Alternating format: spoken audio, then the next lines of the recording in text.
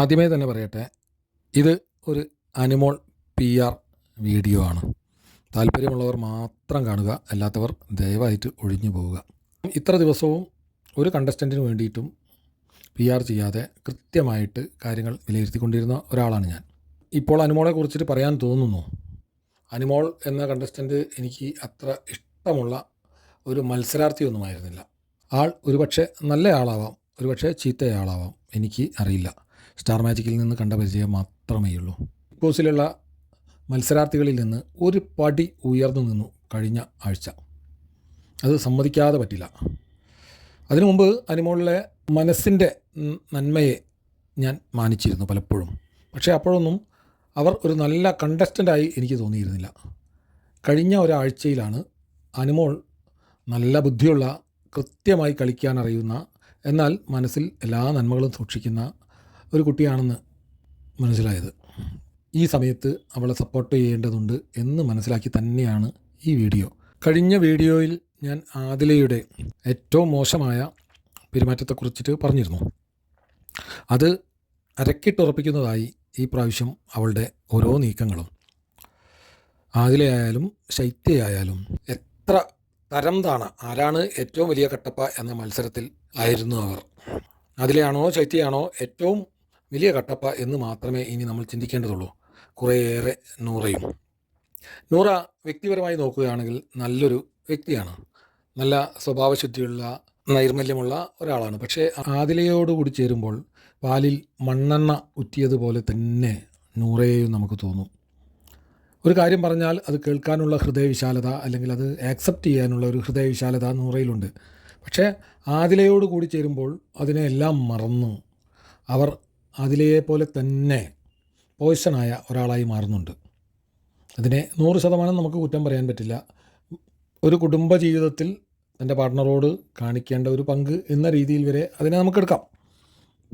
എന്നാലും ഈ നൂറ, ആദില, അനു, ഈ സൗഹൃദത്തിൽ അനു കാട്ടിയ മര്യാദയുടെ 1% പോലും ഇവർ ആരും തിരിച്ചു കാട്ടിയിട്ടില്ല. വിട്ടുനിന്ന ഈ കൂട്ടത്തിൽ ഞാൻ ബോധപൂർവം തന്നെ ഒഴിവാക്കിയ ശൈത്യയും.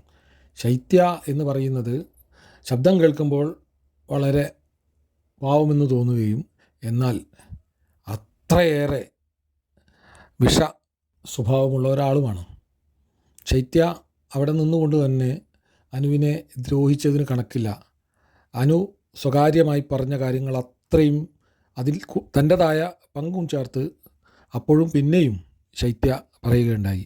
എന്നാൽ അനു ആ തരത്തിൽ ശൈത്യക്കോ നൂറക്കോ ആദിലക്കോ അവരത്ര സ്വകാര്യമായി പറഞ്ഞ ഒരു കാര്യം പോലും ഇതുവരെ പുറത്തു പറഞ്ഞിട്ടില്ല. പ്രത്യേകിച്ചും ശൈത്യയുടെ ചില കാര്യങ്ങൾ വളരെ കോൺട്രവേഴ്സി ആവുന്ന കാര്യങ്ങളാണ് എന്ന് നമുക്ക് കൃത്യമായിട്ടറിയാം. എന്നിട്ട് പോലും അനു അത് പുറത്തു പറയാൻ ഈ നിമിഷം വരെ തയ്യാറായിട്ടില്ല എന്നുള്ളത് അവരുടെ ഒരു നന്മയായിട്ട് ഞാൻ കാണുന്നു. അതുകൊണ്ട് തന്നെ ഈ കപ്പ് അനു ഏന്തണമെന്ന് ഞാൻ കരുതുന്നു. കാരണം ഇതിൽ അനു ഏറ്റവും മികച്ച ഗെയിമറാണ് എന്ന് ഞാൻ ഇതുവരെ ചിന്തിച്ചിരുന്നില്ല. ഗെയിമർമാരായ പലരും പുറത്തു പോയപ്പോഴും അനു തൻ്റെ സഹാനുഭൂതി കൊണ്ടും തൻ്റെ സ്ഥൈര്യം കൊണ്ടും അവിടെ പിടിച്ചു നിന്നു എന്നത് വലിയ കാര്യമാണ്. അത് ഒരു PR-നും ഉണ്ടാക്കി കൊടുക്കാവുന്ന ഒരു കാര്യമല്ല എന്ന് ആർക്കും മനസ്സിലാകുന്ന ഒരു കാര്യം മാത്രമാണ്. അനുമോൾ വളരെ മോശമായി പെരുമാറി എന്ന് പറയുന്നതിൽ പ്രധാനിയാണ് അക്ബർ. ഈ അക്ബർ അപ്പാനിയൊന്നും അനുമോളോട് മാത്രമല്ല, അവിടെയുള്ള ഓരോരോ കണ്ടസ്റ്റൻറ്റിനോടും പെരുമാറിയതിൻ്റെ 10% പോലും അനുമോൾ അത്തരം പെരുമാറ്റം നടത്തിയിട്ടില്ല എന്ന് നമുക്ക് ബിഗ് ബോസ് കാണുന്ന ഏതൊരാൾക്കും മനസ്സിലാവും. അവർ വളരെ വൈകാരികമായിട്ട് അങ്ങനെ ചെയ്തു ഇങ്ങനെ ചെയ്തു എന്നൊക്കെ പറയുമ്പോൾ അവർ പെരുമാറിയതും അവരുടെ PR പെരുമാറുന്നതും ഒക്കെ നമ്മുടെ കൺമുന്നിലുണ്ട്. അപ്പോൾ അത് വെച്ച് വിലയിരുത്തുകയാണെങ്കിൽ ഇപ്പോൾ ശൈത്യ അയ്യോ അവനങ്ങനെ പറയാനെങ്ങനെ പറ്റിയടി എന്നൊക്കെ ചോദിക്കുന്നുണ്ട്. അനുമോള് ഇങ്ങനെ അക്ബറിനെ കുറിച്ച് പറഞ്ഞു എന്നൊക്കെ പറയുമ്പോൾ ശൈത്യ വല്ലാതെ സങ്കടപ്പെടുന്നുണ്ട്. ഈ ശൈത്യയും ആദിലയും നൂറയും ഒക്കെ അല്ലേ ഷാനവാസിനോടൊക്കെ ഈ കാര്യങ്ങളൊക്കെ പറയുന്നത്. അപ്പോൾ ഷാനവാസ് ഇവരുടെ സംസാരത്തിൽ ഇൻഫ്ലുവൻസായി എന്നൊക്കെ പറഞ്ഞാൽ എങ്ങനെ ഇരിക്കും കാര്യങ്ങൾ? ഇതൊക്കെ വെറും തന്ത്രപരമായ കളികൾ, തന്ത്രപരം എന്ന് പറഞ്ഞുകൂടാ, വളരെ കുടിലത നിറഞ്ഞ കളികൾ മാത്രമാണ് ആദിലയും ശൈത്യയും ഒക്കെ കളിച്ചുകൊണ്ടിരിക്കുന്നത്. നൂറ പലപ്പോഴും അതിന് ബലിയാടാവുകയാണ് ചെയ്യുന്നത്. എന്നിരുന്നാലും അവൾക്കും കൂടെ നിന്നേ പറ്റുള്ളൂ, അവളും കളിച്ചിട്ടുണ്ട്.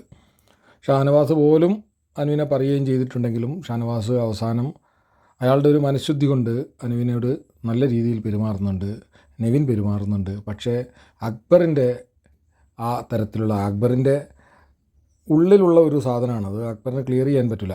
അക്ബറിനെ സംബന്ധിച്ചിടത്തോളം അക്ബർ നല്ലൊരു സുഹൃത്താണ്, പക്ഷേ നല്ലൊരു വ്യക്തിയല്ല എന്ന് നമുക്ക് പലപ്പോഴും തോന്നും. അക്ബറിൻ്റെ അത്ര ഹീനമായ രീതികളിലാണ് അക്ബർ എല്ലാവരെയും ആക്രമിക്കുന്നത്. സ്ട്രാറ്റജികളും മറ്റു പലതും ഉണ്ടാവും, പക്ഷേ ഒരാളെ അപഹസിക്കാൻ വേണ്ടി അക്ബർ എടുക്കുന്ന ഒരു ഇനീഷ്യേറ്റീവ് അയാളുടെ ഒരു മോശം മനുഷ്യനെയാണ് നമുക്ക് കാണിച്ചു തരുന്നത്. അതുകൊണ്ട് തന്നെ ഞാൻ പറയട്ടെ, ഈ ബിഗ് ബോസിൽ കപ്പ് ഉയർത്തേണ്ടത് അനുമോൾ തന്നെയാണ്. മറ്റാരും മോശമൊന്നുമല്ല. നെവിനാണെങ്കിലും പിന്നെ ഷാനവാസ് ആണെങ്കിലും പിന്നെ അനീഷാണെങ്കിലും അക്ബറാണെങ്കിലും എന്ന് പറയുന്നതിൽ ഒരു പ്രശ്നമുണ്ട്. എന്നിരുന്നാൽ കൂടിയും അവരൊക്കെ നല്ല കളിക്കാരാണ്. പ്രത്യേകിച്ചും നെവിനും അക്ബറും അനീഷിനേക്കാൾ മികച്ച കളിക്കാരാണ് ഇവർ രണ്ടുപേരും. പക്ഷേ ഇവരുടെ ഉള്ളിലുള്ള ഒരു ഈവിൾ തോട്ട് നമുക്കെപ്പോഴും കാണാൻ പറ്റും. അനീഷിനും ഷാനവാസിനും അതില്ല. അവർക്ക് ദേഷ്യമുണ്ടാവും, മറ്റു പലതും ഉണ്ടാവും, പക്ഷേ അവർ ഇത്രത്തോളം വൃത്തികെട്ട ഒരു കളി കളിക്കാറില്ല. അതുകൊണ്ട് ഈ കൂട്ടത്തിൽ ഏറ്റവും മനഃശുദ്ധിയുള്ള ആളെ തിരഞ്ഞെടുക്കുക എന്നുള്ളതല്ല, അനുമോൾ നല്ലൊരു ഗെയിമറാണ് എന്ന് അവസാന ദിവസങ്ങളിൽ അനുമോൾ കൃത്യമായിട്ട് തെളിയിച്ചിട്ടുമുണ്ട്. അതുകൊണ്ട് കൂടിയാണ് പറയുന്നത്. ഇതൊരു അനുകമ്പാ വോട്ടൊന്നുമല്ല. ഈ പുറത്തുനിന്ന് ആളുകൾ വരുന്ന വീക്കിൽ എല്ലാവരും അനുമോളെ കുറ്റപ്പെടുത്തിയപ്പോൾ നമ്മളൊക്കെ വിചാരിച്ചു എത്ര മോശമായ ആ കുട്ടി എങ്ങനെ ഇത് താങ്ങുന്നു എന്നൊക്കെ നമ്മൾ കരുതി കാണും. പക്ഷേ ഉർവശി ശാപം ഉപകാരം എന്ന് പറഞ്ഞതുപോലെ തൻ്റെ വീക്ഷണങ്ങൾ, തൻ്റെ കാഴ്ചപ്പാടുകൾ പറയാൻ അനുവിന് കിട്ടിയ വലിയൊരു സന്ദർഭമായിരുന്നത്. അതിലൂടെയാണ് അനു എന്ന വ്യക്തിയെ നമ്മൾ അളക്കേണ്ടത്. അതുകൊണ്ട് തന്നെ അനുമോൾ ഈ പ്രാവശ്യത്തെ ബിഗ് ബോസ് കപ്പ് ഉയർത്തുമെന്നതിൽ ഒരു സംശയവുമില്ല. നമ്മൾക്ക് ചെയ്യാനാവുന്നത് അനുമോൾക്കൊരു വോട്ട് കൊടുക്കുകയാണ്. അതുകൊണ്ട് തന്നെ ഇതൊരു അനുമോൾ PR വീഡിയോ തന്നെയാണ്.